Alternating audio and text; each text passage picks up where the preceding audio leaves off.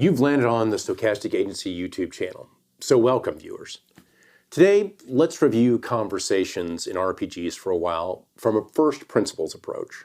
So ensuring easy understanding is done by using clarity and avoiding ambiguity to help keep what you say relevant and engaging to other players in this conversation with the information directly related to what's happening during play. Paying close attention is something you might have already heard me say in other videos, and it will probably often get repeated because when actively listening to another player, you can use nonverbal cues to encourage them to follow up with leading questions or clarifying statements. This keeps the conversation moving forward. Things can get exciting and confusing when play moves from free form into a more structured part of the game. Just be aware that taking turns allows others to speak when appropriate, okay? For some, the excitement can make it difficult not to interrupt, but you can always use nonverbal signals to show your intention to speak when ready. Respecting players' choices about how they play and their play styles is not that hard. Not everyone is at the table to play a so-called optimized character or to make the optimal decisions, nor do some want to sit through really terrible accents and voices. If you're at the table making personal attacks before, during, or after the game, you might be the one looking for a new group. This last one is very high on my own personal priorities, regardless of who I play with or what game we're playing. Context to me is king, and the awareness of who says what, when, and why enables anyone to adjust to the conversation's content based on the situation, the group's dynamics, and their own developing culture of play. So this first principles approach is a way to ensure that your message's content is clear, it's pertinent to the topic, it's delivered in a way that allows mutual understanding and engagement. But what about the things people are saying? What makes up the content of a conversation in a tabletop role-playing game? Now, these games, the content is typically revolving around a few key elements. Character dialogue. Players take on the roles of their characters and interact with other characters and the environment, everything within the world, right? The dialogue or that interchange between characters, the banter, often reflects the character's personalities, goals, and backgrounds.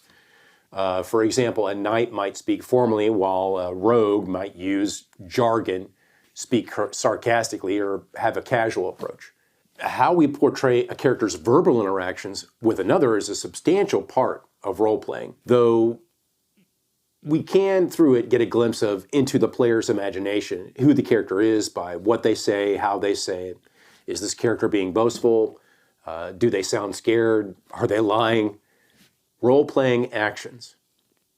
Now, besides speaking, players describe their actions, right? Everything that the character does could be described. It could also be narrated. These actions often drive the narrative forward. For example, a player might say, I walk into the bar and ask the bartender if she's seen any strangers recently, or I search the desk for hidden compartments. There's a bit of a controversial conversation at times going on around how these kind of things should be narrated. But those types of conversations are more typical of whatever a culture of play is for a particular group.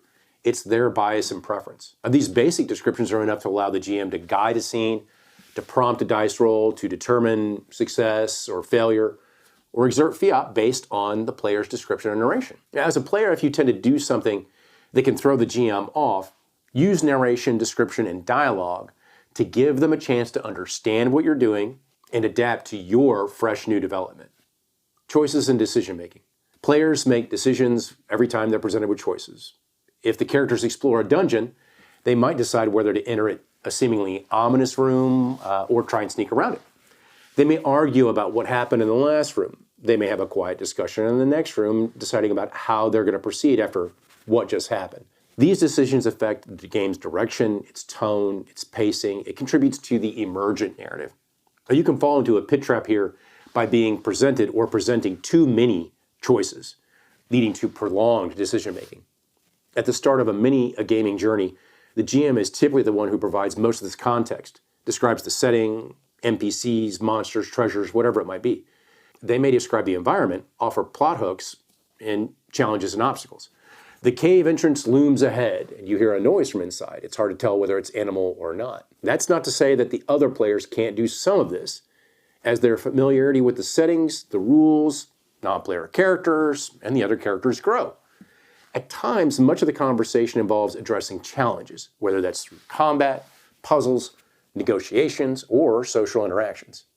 Players may have a dialogue with one NPC to gather information, barter, or resolve a dispute.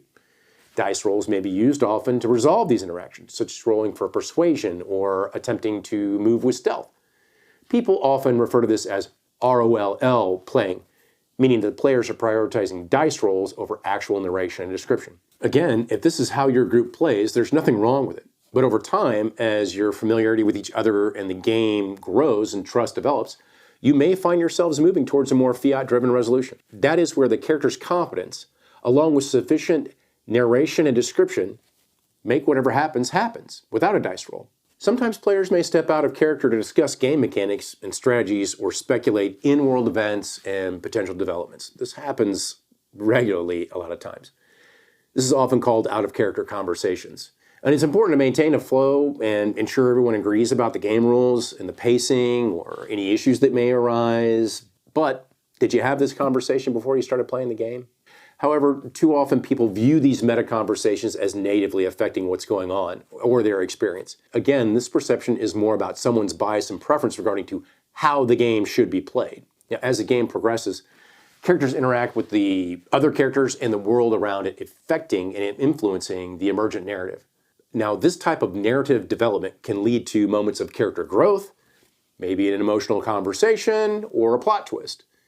Especially when characters find themselves backed into a corner and face difficult moral decisions or unforeseen consequences.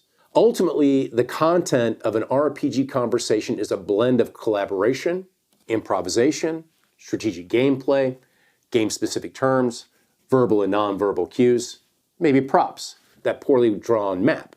This could include other accessories that you might find useful. It just helps the players create a shared narrative space to create a well-played game. Now, I know all too well that topics like this are not the de rigueur on YouTube as far as videos goes.